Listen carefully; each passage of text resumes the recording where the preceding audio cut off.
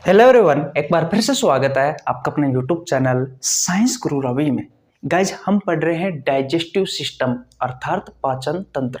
तो सबसे पहले चैप्टर का नाम लिख लीजिए भैया। क्या लिखोगे? चैप्टर का नाम डाइजेस्टिव सिस्टम अर्थात पाचन तंत्र। और पाचन तंत्र में हम क्या पढ़ रहे थे? तो भैया हम पढ़ रहे थे माउथ के बारे में, अर्थात मुंह के बारे में पढ़ रहे थे पहली बार। और मुंह में हम तीन चीजों के बारे में पढ़ते हैं। पहला पढ़ते हैं टीथ के बारे में, यानी कि दांतों के बारे में। दूसरा हम पढ़ते हैं टंग के बारे में, यानी कि जीभ के बारे में। और तीसरा जो है वो हम पढ़ते हैं भैया सलाइवरी ग्लैंड्स के बारे में, यानी कि लारीय ग्रंथियों के बारे में।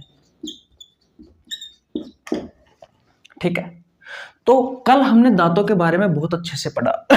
दांतों का अध्ययन विज्ञान की जिस शाखा में किया जाता है उस शाखा को क्या कहा जाता है? उस शाखा को डेंटोलॉजी कहा जाता है। और दांतों के डॉक्टर को क्या कहते हैं? डेंटिस्ट कहते हैं। एक जो वयस्क व्यक्ति होता है उसमें दांतों की संख्या 32 होती है, और जो छोटा बच्चा होता है, जो चाइल्ड होता है, उसमें दांतों की संख्या 20 होती है कि नहीं? दांत जो होते हैं वो 4 प्रकार के होते हैं: इंसीजर, कैनाइन, प्रीमोलर और मोलर। इंसीजर का काम क्या है? भोजन को काटना। कैनाइन का काम क्या है? भोजन की चीर फाड़ करना। प्रीमोलर का काम क्या है? भोजन को पीसना। और मोलर का काम क्या है? भोजन को पीसने के साथ साथ में लार में मिलाने का काम करते हैं मोलर। मैंने आपको बहुत सारी चीजें बताई थी। सबसे पहले छोटे बच्चों में कौन से दांत आते हैं? तो आगे वाले आते हैं भैया इंसीजर्स, यानी कि कृंतक। छोटे बच्चे में कौन से दांत नहीं पाए जाते? तो प्रीमोलर नहीं पाए जाते, मैंने आपको बताया था, है कि नहीं? मैंने दंत सूत्र आपको बताया था, दांत की संरचना मैंने आपको पढ़ाई थी, आपके दांतों के लक्षण पढ़ाए थे, विजडम टीथ के बारे में पढ़ाया था, मैंने आपको बहुत सारी चीजें पढ़ाई थी। तो कल की क्लास अगर आपने नहीं देखी है तो आपको नीचे लिंक डिस्क्रिप्शन में मिल जाएगा, जाकर आप पढ़ सकते हैं। ठीक है, आज हम सबसे पहले तो पढ़ने वाले हैं टंग के बारे में, जीभ के बारे में। उसके बाद में आपको सलाइवरी ग्लैंड्स के बारे में पढ़ाने वाला हूं। वैसे मैं आपको सलाइवरी ग्लैंड्स ऑलरेडी पढ़ा चुका, लेकिन फिर भी कोई बात नहीं, 2 बार पढ़ोगे तो अच्छे से चीजें याद रहेगी, अच्छे से आपको सारी बातें क्लियर हो जाएगी। इसलिए ध्यान से देखना भैया क्लास को। मिटा दो, ओके। अब हम पढ़ने वाले हैं भैया किसके बारे में? टंग के बारे में। आइए, एक एक चीज बहुत ज्यादा इंपॉर्टेंट है, ध्यान से समझना। तो हेडिंग क्या लगाओगे? हेडिंग लगा लीजिए भैया टंग, यानी कि जीभ। जीभ आपके बक्कल कैविटी में होती है, जिसे आप माउथ कैविटी या ओरल कैविटी भी कह सकते हैं।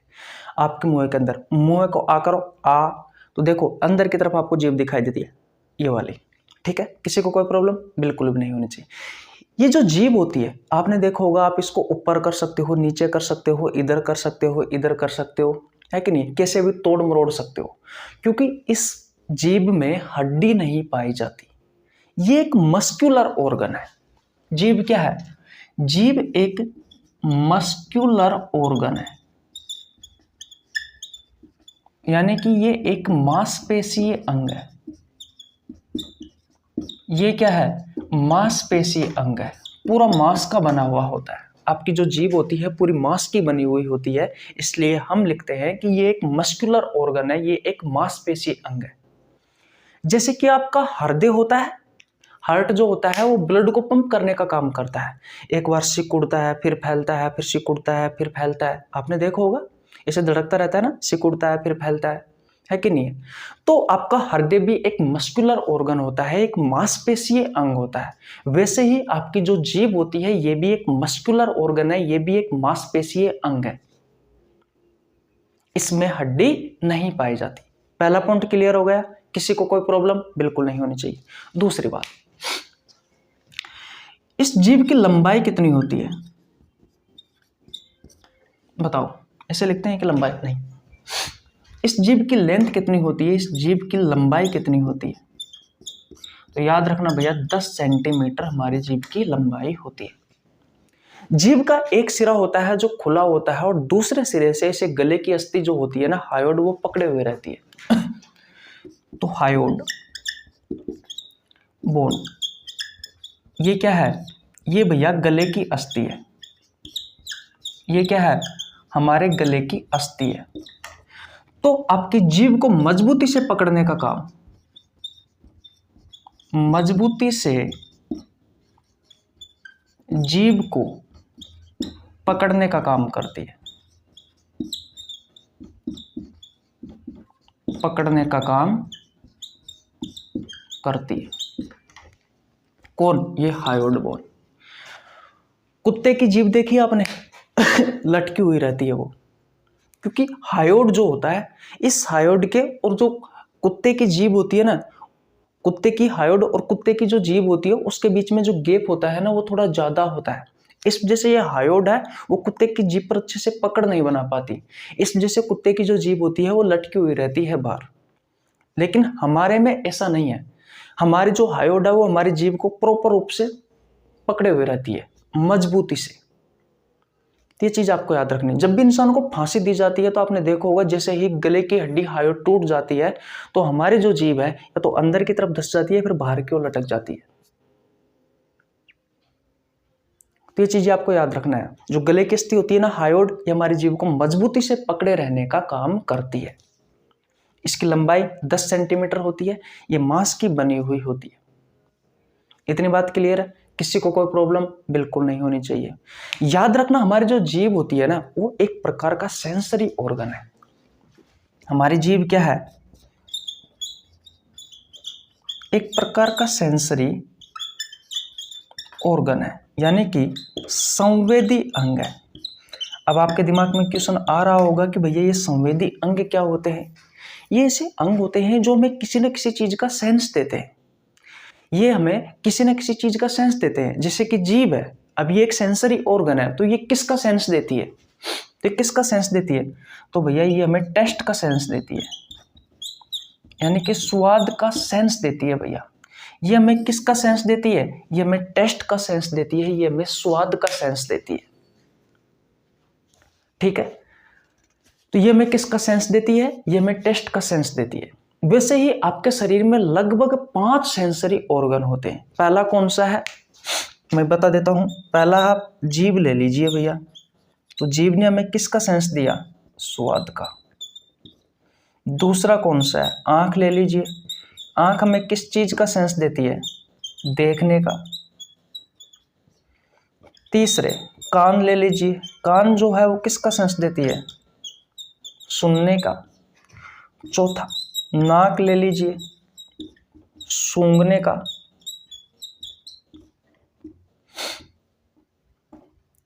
और 5 नंबर पर आपकी स्किन ले लीजिए, त्वचा ले लीजिए। यह हमें सर्दी का, गर्मी का, सर्दी का, गर्मी का, और सर्दी गर्मी के अलावा ये हमें दर्द का भी सेंस देती है। तो ये 5 सेंसरी ऑर्गन है आपके शरीर में जो हमें किसी न किसी चीज का सेंस देते हैं। तो जीभ हमें किसका सेंस देती है? टेस्ट का, स्वाद का। हमारी जो जीभ होती है ना, जीभ, इस पर टेस्टिंग बड पाई जाती है। हमारी जो जीभ होती है, इस जीभ पर क्या पाई जाती है? टेस्टिंग बड मौजूद होती है। स्वाद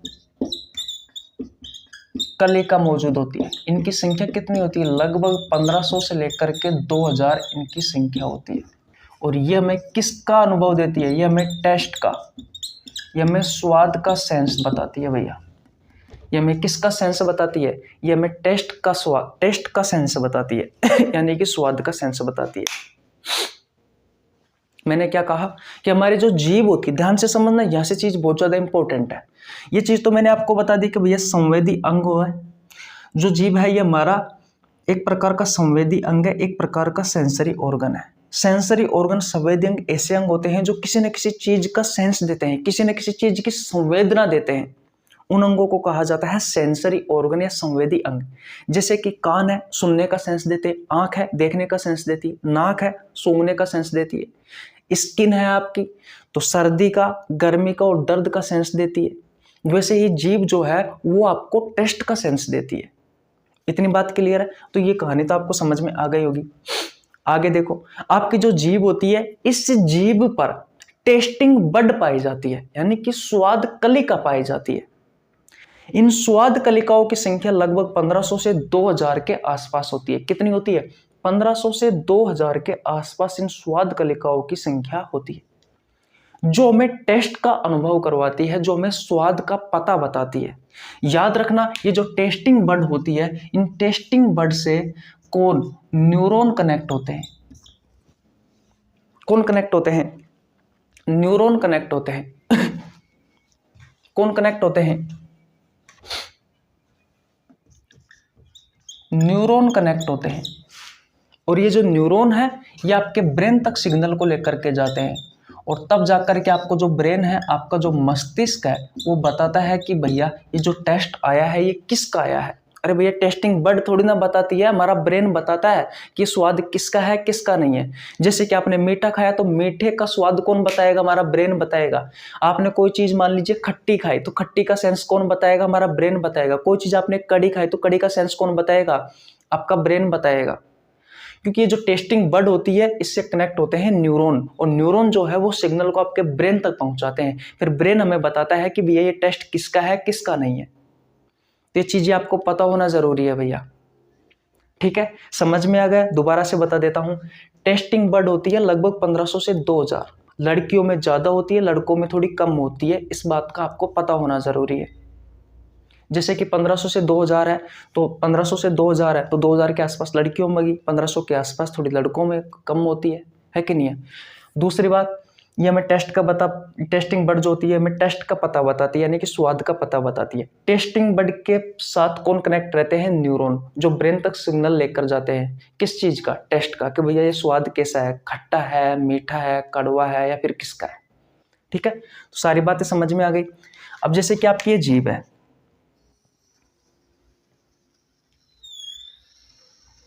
ठीक है। तो इसका जो आगे वाला हिस्सा होता है ना, ये वाला हिस्सा, ये आपको स्वीट यानी कि मीठे का पता बताएगा भैया, मीठे का टेस्ट बताएगा। उसके अलावा ये वाला जो आपको हिस्सा है, ये वाला, ये जो सोल्टी टेस्ट का बारे में बताते हैं।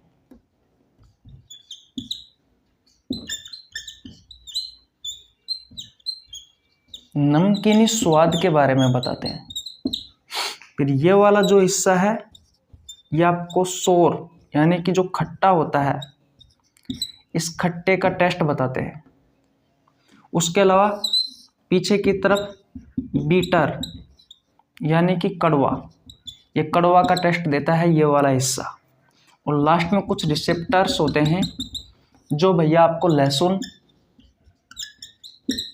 प्याज और अदरक, इनका टेस्ट बताते हैं। तो ये आपको पता होना जरूरी है। ठीक है। ये थोड़ा और घिरा हुआ होता है, ठीक है।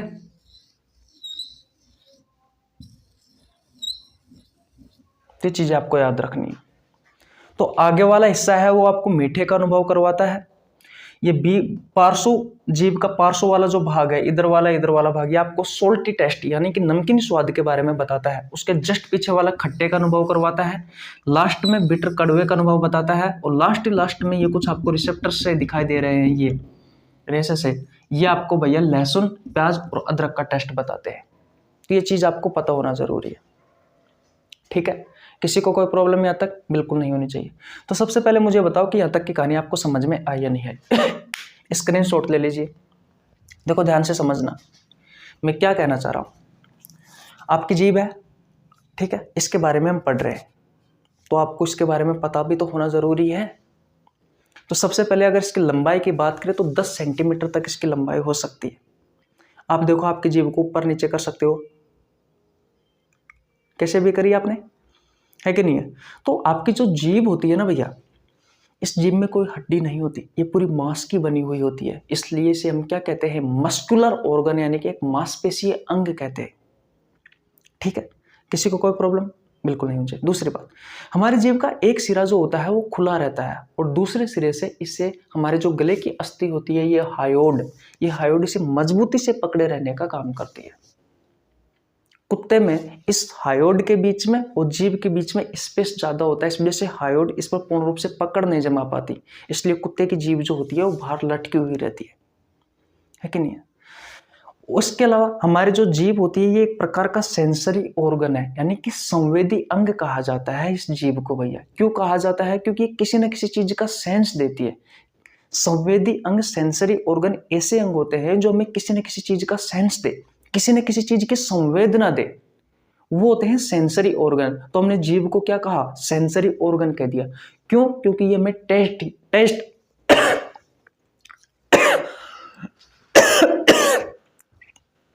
क्योंकि हमें ये जो है ये टेस्ट का पता बताते हैं, टेस्ट का पता बताती है, स्वाद का पता बताती है। तो वैसे हमारे शरीर में कुल 5 अंग हैं जिन्हें आप सेंसरी ऑर्गन कह सकते हो, जिसे आप संवेदी अंग कह सकते हो। जैसे कि जीभ है, हमें स्वाद का पता बताती है कि नहीं है। उसके अलावा आपकी आंख है, देखने का सेंस देती है। कान है, सुनने का सेंस देती है। नाक है, सूंघने का सेंस देती है। स्किन है, सर्दी का, गर्मी का और दर्द का सेंस देती है। इतनी बात क्लियर। दूसरी बात, हमारी जो जीभ होती है ना, इस जीभ पर कुछ टेस्टिंग बड होती है। टेस्टिंग बड को हिंदी में कहा जाता है स्वाद कलिकाएं, जो हमें स्वाद का पता बताती है, जो हमें टेस्ट का पता बताती है कि भाई ये चीज खट्टी है, ये चीज मीठी है, ये चीज सोल्टी है, ये चीज कड़ी है, ये प्याज का टेस्ट आ रहा है, लहसुन का टेस्ट आ रहा है, अदरक का टेस्ट आ रहा है कि नहीं है। तो ये सारी चीजें आपको बताने का काम करती है ये टेस्टिंग बड। लेकिन बताती कौन है कि नहीं है। तो इनसे न्यूरॉन कनेक्ट होते हैं जो हमारे ब्रेन तक सिग्नल लेकर के जाते हैं, है कि नहीं है। तो भैया ब्रेन बताता है, एक्चुअली में टेस्टिंग बड नहीं बताती। तो टेस्टिंग बड तो सिर्फ न्यूरॉन को सिग्नल देती है और न्यूरॉन फिर सिग्नलों को मस्तिष्क तक ब्रेन तक लेकर के जाता है। फिर ब्रेन आपको बताता है कि भैया ये स्वाद किसका है। ठीक है, तो ये आपको पता होना जरूरी है। दूसरी बात, ये जीभ है, तो इसमें मैंने आपको लोकेशन बताई है। जैसे कि आगे वाला जो हिस्सा होता है ना, ये वाला हिस्सा, ये आपको मीठे का अनुभव बताता है कि नहीं। ये आपको मीठे का पता बताता है, ठीक है। और ये वाला जो हिस्सा होता है ना, ये वाला, ये आपको सोल्टी चीजों का जैसे कि नमकीन वगैरह का आपको पता बताता है। फिर ये वाला जो हिस्सा होता है, ये खट्टे का पता बताता है। इससे पीछे वाला जो हिस्सा होता है वो कड़वे का पता बताता है। और लास्ट एंड फाइनल वाला जो हिस्सा होता है, ये लहसुन, प्याज और अदरक का आपको पता बताता है। तो बोलो, चीजें समझ में आई या नहीं आई? सबसे पहले अगर समझ में आ गई तो भैया वीडियो को लाइक कर दो। कोई दिक्कत यहाँ तक? देखो, ऐसा कहा जाता है कि जो टेस्टिंग बड है ये 1500 से 2000 होती है। तो लड़कियों में ज्यादा होती है, लड़कों में थोड़ी कम होती है। देखो होगा, लड़कियां जो होती है ना, वो चटक चटक के चीजों को खाती रहती है कि नहीं। जरा सा नमक कम हुआ, नमक डाल देगी। लेकिन लड़कों को बेचारों को ऐसा कुछ नहीं है, जो है खिला दो भैया, खा लेगा, है कि नहीं है। जब गोलगप्पे खाने जाती है, भैया थोड़ी सी मिर्ची तेज कर दो, होता है ना अक्सर ऐसा, है कि नहीं है। तो वो वाली बात है।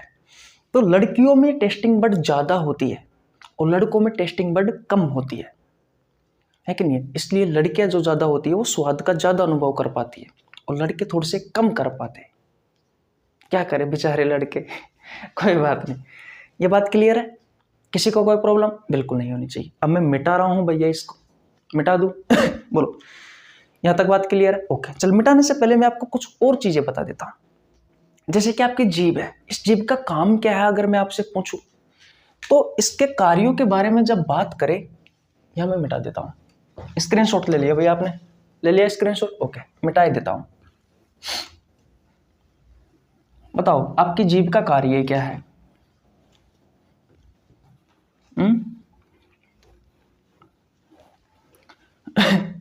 देखो, आपकी जो जीभ होती है ना, इसके कार्य के बारे में पूछा जाए कि भैया इसका कार्य क्या है, तो पहले तो ये स्वाद का पता बताती है आपको, टेस्ट का, ठीक है। दूसरा, ये आपके मुख की सफाई करती है। इसके अलावा ये बोलने में सहायक है। किस तरीके से सहायक है, रेस्पिरेटरी सिस्टम वाले चैप्टर में पढ़ाएंगे। उसके बाद में भोजन को निगलने में भी सहायक है।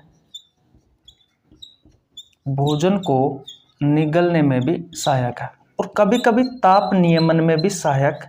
ऐसा लिखा जाता है कि जो जीभ होती है वो ताप नियमन में सहायक होती है कि नहीं है? तापमान नियमन, तापमान को कंट्रोल करने में सहायक होती है।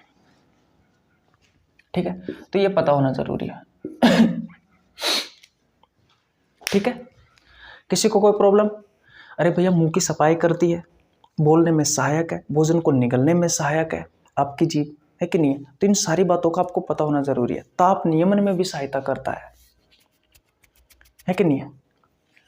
आपने देखा होगा कभी कभी जो डॉक्टर होता है ना, वो जीभ के नीचे थर्मामीटर को रख करके जब टेम्परेचर नापता है, तो कहीं ना कहीं ये ताप नियमन में भी सहायक है। ठीक है, किसी को कोई प्रॉब्लम? बोलो भैया, किसी को कोई प्रॉब्लम? जल्दी बताओ, नहीं होनी चाहिए ना? ओके, तो मैं स्लाइड चेंज कर देता हूं। पहले तो आगे चले भैया, किसी को कोई प्रॉब्लम? बिल्कुल नहीं होनी चाहिए, मैं मिटा देता हूं इनको। अब देखो भैया, अब जो बढ़िया पीसीएस वगैरह की एग्जाम होती है ना, उनके लेवल की चीज बताने वाला हूं भैया अब आपको। देखो, जीभ को हम टंग क्लीनर से साफ करते हैं, तो आपने देखा होगा आपकी जीभ पर कुछ उभरी हुई संरचना आपको दिखाई देती है ऐसे। बोलो, दिखाई देती है ना? ऐसे उभरी हुई संरचना आपको दिखाई देती है बहुत सारी।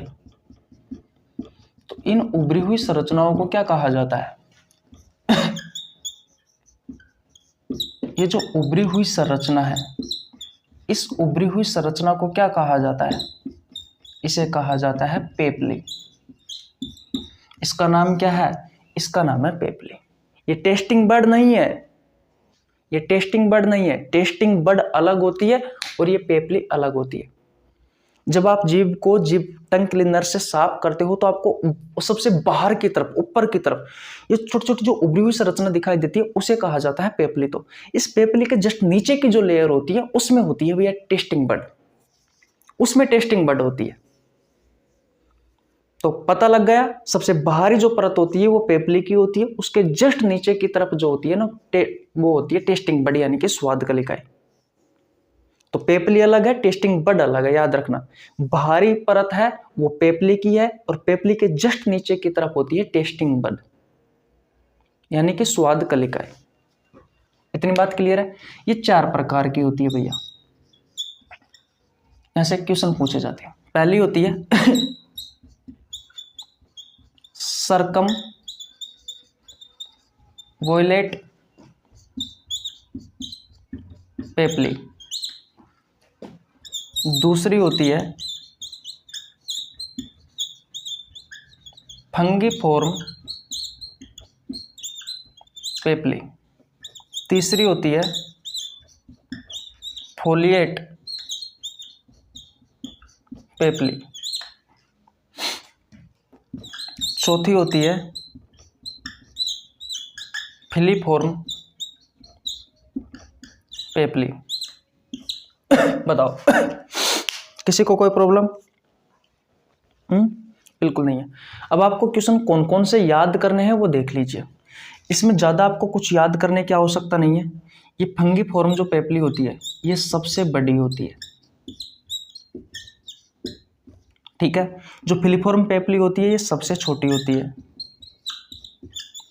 और एक चीज का आपको और ध्यान रखना है कि फिलीफॉर्म जो पेपली होती है इसके नीचे भैया टेस्टिंग बड नहीं पाई जाती।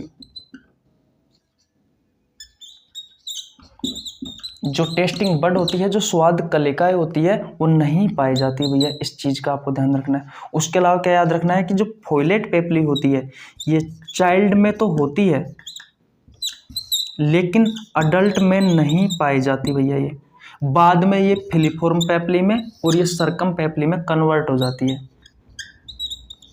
तो ये 3-4 पॉइंट है, छोटे छोटे से ये चीज आपको याद करने हैं।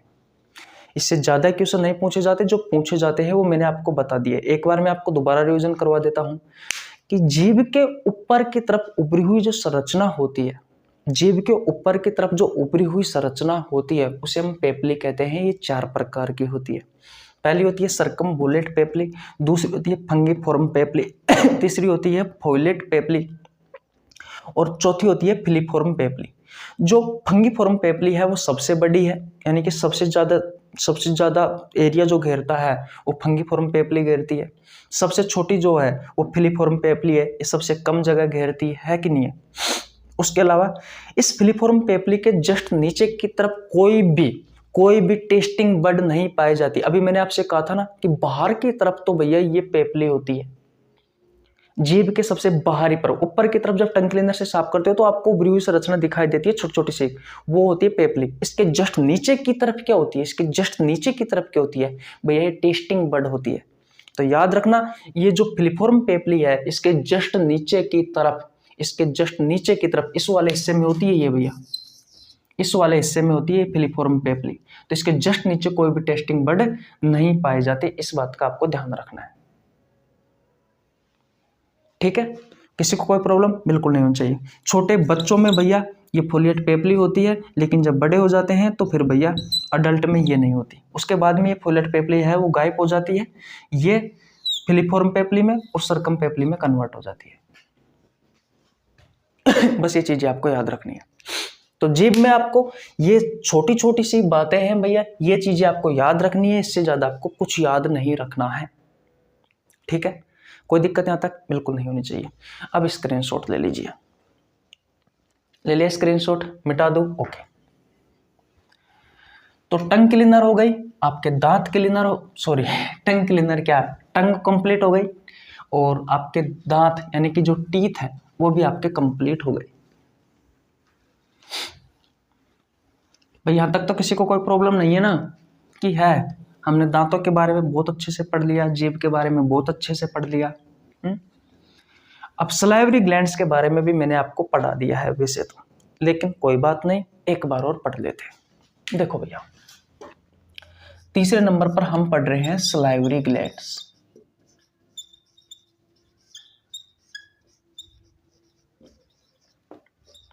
यानी कि लारीय ग्रंथि। सबसे पहले आपको याद रखना है ये किसका निर्माण करती है, ये सलाइवा का निर्माण करती है, यानी कि लार का निर्माण करती है। एक दिन में लगभग आपको याद रखना है 1 से लेकर के 1.5 यानी कि 1.5 litre per day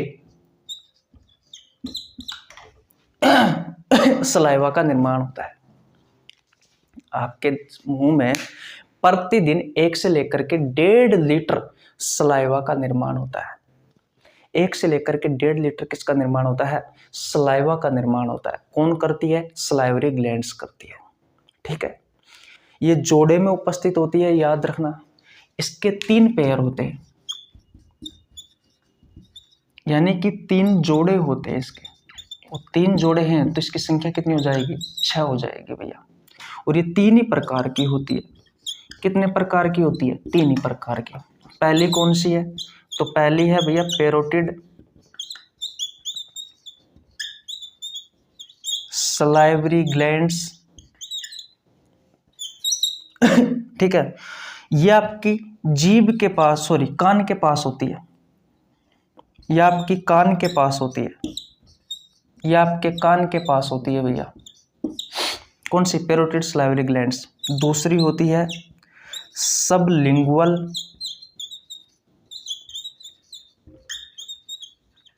salivary glands, ये आपकी जीभ के नीचे होती है। ठीक है, और तीसरी होती है सबमैंडिबुलर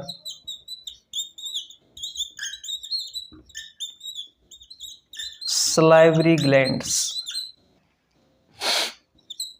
ये आपका जो निचला जबड़ा होता है ना, निचला जबड़ा, उस निचले जबड़े के नीचे होती है,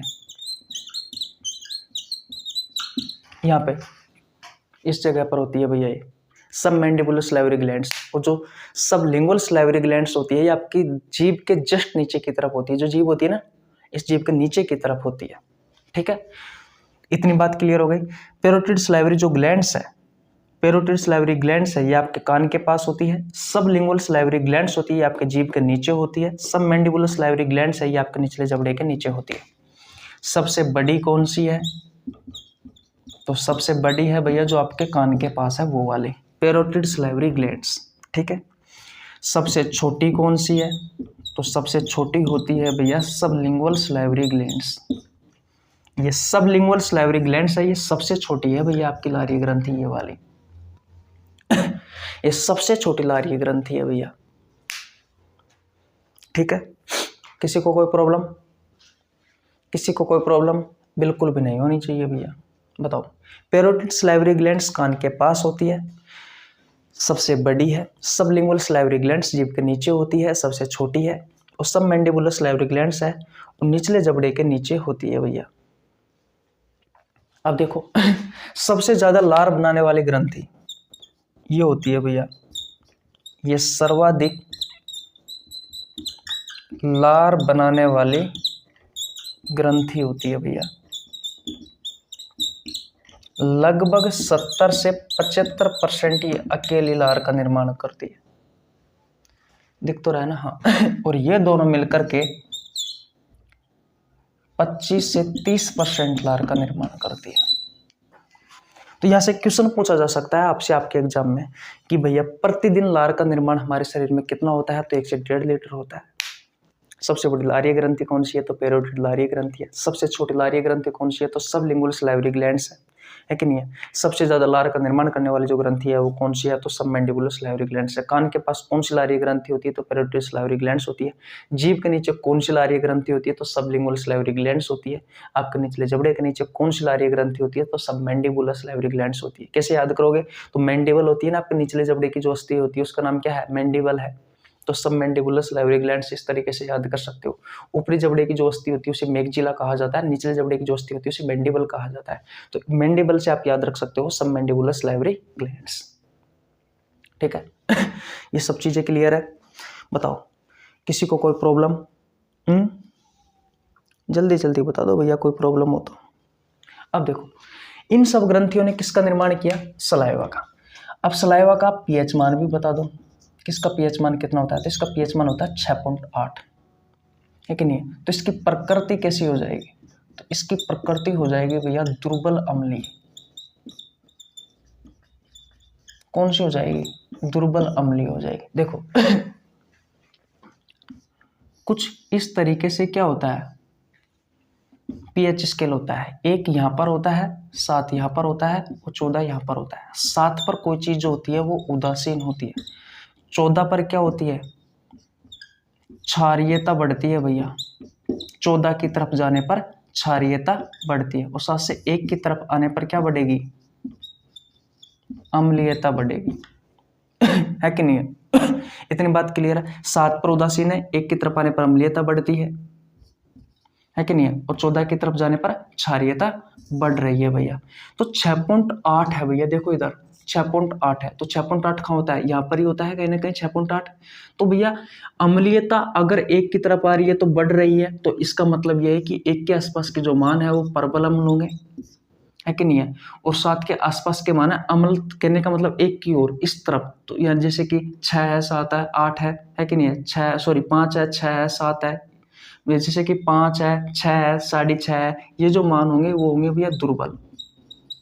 वैसे ही 14 के आसपास के मान देखो, 7 से 14 की तरफ जाने पर क्षारीयता बढ़ रही है, तो यहाँ पर जो 14 के आसपास के मान है जैसे कि 12, 13, 14, तो वो होंगे भैया प्रबल क्षारीय। और 7 के आसपास के मान है जैसे कि 8, 9, 10, तो ये होंगे भैया दुर्बल। तो ये तो जाएंगे क्षारीय और ये हो जाएंगे भैया अम्लीय। अब आपको अच्छे से समझ में आ रहा होगा कि भैया 6.8 है, तो मान लीजिए इस जगह पर भैया 6.8 है, तो 6.8 इस जगह पर क्या है? दुर्बल अम्लीय है। जैसे कि अगर 1 होता है, 2 होता, 3 होता तो हम प्रबल अम्लीय कह देते हैं, लेकिन 5 है, 6 है, 6.5 है तो हम दुर्बल अम्लीय कहेंगे। जैसे कि 8 है, 9 है, 10 है तो उसे हम दुर्बल क्षारीय कहेंगे। अब जैसे कि 11 है, 12 है, 13 है, 14 है तो उसे हम प्रबल क्षारीय कहेंगे। तो इस चीज का आपको पता होना जरूरी है भैया। 7 से 14 की तरफ जाने पर क्षारीयता बढ़ती है और 7 से 1 की तरफ आने पर अम्लीयता बढ़ती है। तो 6.8 है तो इसकी प्रकृति दुर्बल अम्लीय हो जाएगी, तो मैंने दुर्बल अम्लीय लिखा है, ठीक है। तो ये आपको पता होना जरूरी है। मिटा दो इसको, ओके। ये कोई काम की चीज नहीं है हमारी अभी। तो आपको केमिस्ट्री में भी पढ़ा दिया जाएगा। इतनी बात क्लियर है? किसी को कोई प्रॉब्लम बिल्कुल नहीं होनी चाहिए। और देखो भैया, हमारे जो सलाइवा होती है ना, लार जो होती है, सलाइवा जो लार होती है, इसमें लगभग 90 से लेकर के 95% क्या होता है, जल होता है। ठीक है, और बाकी का बचा जो 5% है, कभी कभी तो 99% तक जल आ जाता है भैया। इस 5% में एक तो होता है म्यूकस, जिसे आप श्लेष्मा कहते हो। ये एक चिपचिपा पदार्थ होता है भैया। ये क्या होता है, ये आपका चिपचिपा पदार्थ होता है, जिसके कारण आपकी लार जो होती है ना वो चिपचिपी रहती है कि नहीं है। उसके अलावा इसमें कुछ आयन्स होते हैं, जैसे कि सोडियम है, पोटेशियम है, क्लोरीन है कि नहीं है। इसके अलावा जिंक भी होता है, प्लस ही आएगा ना जिंक पर, जिंक होता है। ये सब आयन्स होते हैं भैया। ठीक है, ये जिंक ज़्यादा इंपॉर्टेंट है भैया, है कि नहीं है। उसके अलावा इसमें 2 एंजाइम और होते हैं। एक होता है लाइसोजाइम एंजाइम, पहला एंजाइम तो ये हो गया लाइसोजाइम एंजाइम, और दूसरा एंजाइम होता है, इसमें टी से शुरुआत करते हैं लेकिन प्रोनाउंस किया जाता है तो टी से प्रोनाउंस होता है, टाइलिन एमाइलेज एंजाइम। दिख तो रहा है ना आपको? हाँ, टाइलिन एमाइलेज एंजाइम। और इसका ही दूसरा नाम होता है सलाइवरी अमाइलेज एंजाइम। तो भाई ये चीज होती है, ये चीजें होती है भैया। दिख रहा है सलाइवरी अमाइलेज एंजाइम? नहीं दिख रहा, कोई दिक्कत नहीं, अच्छे से लिख देता हूं। एक टाइलिन एमाइलेज एंजाइम होता है, दूसरा होता है, इसी का ही दूसरा नाम होता है ये सलाइवरी एमाइलेज एंजाइम।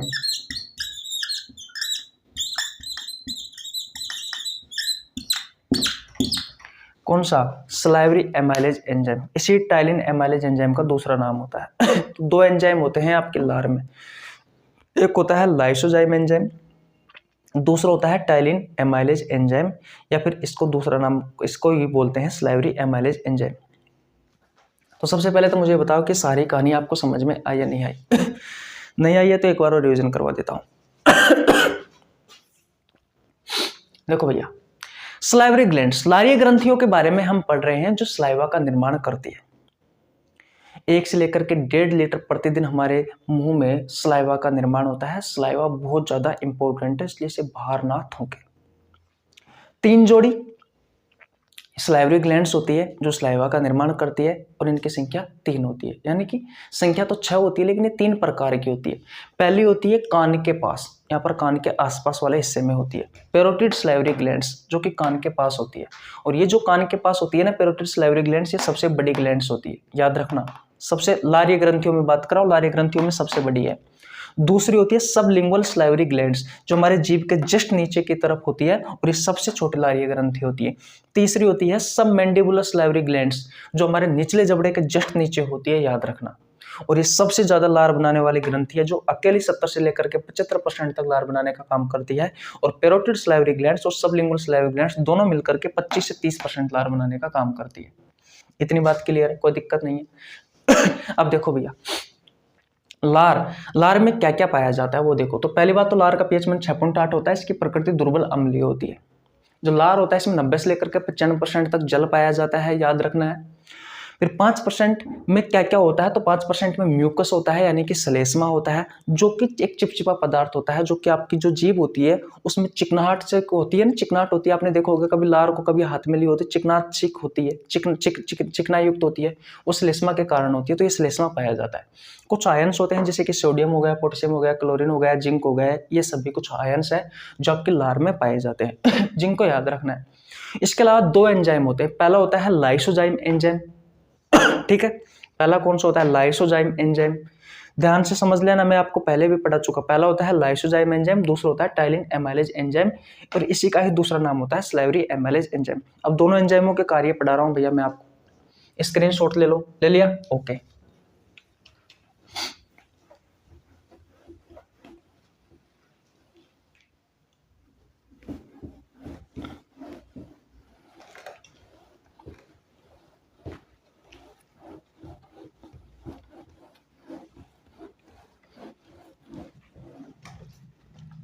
इनका नाम दोबारा लिख दूंगा मैं।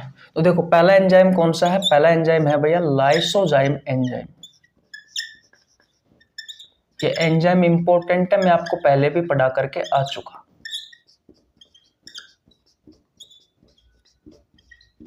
लाइसोजाइम एंजाइम, ठीक है। इसका काम क्या है? तो भोजन के साथ में अगर कोई कीटाणु या जीवाणु आ जाता है तो उन्हें ये मारने का काम करते हैं, उन्हें नष्ट करने का काम करते हैं। लेकिन याद रखना ये जो लाइसोजाइम एंजाइम है ये भोजन के साथ में आने वाले सभी बैक्टीरियाओं को नष्ट नहीं कर पाता है। कुछ गिने चुने जो बैक्टीरिया होते हैं उन्हें ही ये नष्ट कर पाता है भैया, सभी को नहीं कर पाता है। इस बात का आपको ध्यान रखना है भाई, इस बात का आपको ध्यान रखना है। तो भोजन के साथ में कुछ कीटाणु है कि नहीं है, कुछ बैक्टीरिया, इनको नष्ट करने का काम करता है, सभी को नहीं करता। अगर सभी को कर देता तो हमें टीबी जैसी कोई भी बीमारी नहीं होती भैया। तो बैक्टीरिया से होने वाली जो बीमारियां है ना वो कोई सी भी नहीं होती अगर ये सभी को ही नष्ट कर देता तो। दूसरा एंजाइम कौन सा है? दूसरा है भैया ptyalin amylase enzyme. Ptyalin amylase enzyme, इसका दूसरा नाम होता है भैया स्लाइवरी अमाइलेज एंजाइम। ये क्या करता है? तो मैंने आपको बताया था कि ये जो एंजाइम होता है ये कार्बोहाइड्रेट के पाचन में सहायक होता है। जब मैंने आपको स्लाइवरी ग्लैंड्स पढ़ाई थी तब मैंने आपको बहुत अच्छे से बताया था कि ये किसके पाचन में सहायक होता है, किसके डाइजेशन में सहायक होता है। कार्बोहाइड्रेट के पाचन में सहायक होता है। कार्बोहाइड्रेट के स्रोत क्या क्या है जिनसे आपको कार्बोहाइड्रेट प्राप्त होता है? जैसे कि मिठाइयाँ, जूस, फल, रोटी, सब्जी, है कि नहीं है, ब्रेड, इसके अलावा बादाम, मूंगफली, गुड़, चीनी, शहद, है कि नहीं है। इसके अलावा जैसे कि आलू है, मक्का है, चावल है, ये सभी कार्बोहाइड्रेट के अच्छे अच्छे स्रोत है। तो कार्बोहाइड्रेट को हम किसकी फॉर्म में खाते हैं? कार्बोहाइड्रेट को आप स्टार्च की फॉर्म में खाते हो। किसके फॉर्म में? स्टार्च के फॉर्म में। और स्टार्च को ये जो एंजाइम होता है ना टाइलिन एमाइलेज एंजाइम या स्लाइवरी एमाइलेज एंजाइम, जैसे ही भोजन आपके मुंह में जाता है तो दांत क्या करते हैं? उसे पीस करके भैया लार के साथ मिला देते हैं और लार में ये एंजाइम पाया जाता है टाइलिन एमाइलेज एंजाइम या स्लाइवरी एमाइलेज एंजाइम, जो इस स्टार्च को किस में बदल देता है? माल्टोज शुगर में बदल देता है कि नहीं है। अब माल्टोज क्या है? एक प्रकार की शुगर है। तो आपने देखा होगा जब आप रोटी को लंबे समय तक चबाते हो मुंह में तो आपको हल्की हल्की सी मीठी लगने लग जाती है। वो किसके कारण लगती है? वो माल्टोज शुगर के कारण लगती है। लेकिन यहाँ पर कार्बोहाइड्रेट का पूर्ण रूप से पाचन नहीं होता है। कार्बोहाइड्रेट का पूर्ण रूप से पाचन होता है छोटी आंत में, ठीक है। तो आपके मुंह में सिर्फ कार्बोहाइड्रेट का पाचन होता है, प्रोटीन और वसा का अभी तक पाचन नहीं हुआ। तो आपके मुंह में जो भोजन है ना, भोजन, उसमें पचित भोजन भी है और अपचित भोजन भी है। पचित जो भोजन है वो कार्बोहाइड्रेट का पाचन हुआ है, वो भी अपूर्ण रूप से, है कि नहीं है। लेकिन प्रोटीन का और फैट का अभी तक पाचन नहीं हुआ है। तो अपचित भोजन भी है और पचित भोजन भी है। तो आपके मुंह में जो भोजन होता है ना, इस भोजन के मिक्सर को बोला जाता है बोलस। बोलस बोला जाता है। क्या बोला जाता है? बोलस बोला जाता है। तो आपसे क्वेश्चन पूछा जाए कि मुंह में भोजन जो होता है उसको क्या बोला जाता है, तो उसको बोलस बोला जाता है। ये चीज आपको याद रखनी है, ठीक है। तो ये काम होता है भैया। लेकिन यहाँ पर अपूर्ण पाचन होता है, याद रखना, किसका? कार्बोहाइड्रेट का। पूर्ण रूप से कहाँ होता है? तो छोटी आंत में होता है। मैं आपको बहुत अच्छे से पढ़ा करके आ चुका कि किस तरीके से आपके शरीर में कार्बोहाइड्रेट का पाचन होता है, किस तरीके से प्रोटीन का पाचन होता है, किस तरीके से वसा का पाचन होता है। ये सारी चीजें मैंने पहले ही भैया वहां पर पढ़ाई थी। तो आज यहीं तक रखते हैं। आज हमने जीभ के बारे में और किसके बारे में पढ़ा? हमने स्लाइवरी ग्लैंड्स के बारे में पढ़ा। अब भैया मुंह के बाद में भोजन जाता है आपके फूड पाइप में, भोजन नली में। तो कल हम भोजन नली के बारे में पढ़ने वाले हैं। आहार नाल के दूसरा भाग होता है मुंह के बाद में भोजन नली। तो कल हम भोजन नली के बारे में पढ़ेंगे, और भोजन नली पढ़ने के बाद में हो सकता है कि हम पेट के बारे में भी पढ़ लें, क्योंकि भोजन नली के बाद में जो भोजन जाता है वो आपके पेट में जाता है। ठीक है, तो आज यहीं तक रखते हैं। अगर वीडियो अच्छी लगी तो वीडियो को लाइक कर देना, आपके छोटे भाई के लिए प्यारा सा कमेंट कर देना, चैनल पर नया है तो चैनल को जरूर सब्सक्राइब कर लेना, बेल आइकन को प्रेस कर लेना, ताकि आपके पास हमारी वीडियो का नोटिफिकेशन टाइम टू टाइम पहुंच सके। मिलते हैं आज नेक्स्ट वीडियो में, तब तक के लिए Jai Hind, Jai Bharat, Ram Ram, bye bye. Screenshot ले लीजिए भैया, बाय बाय।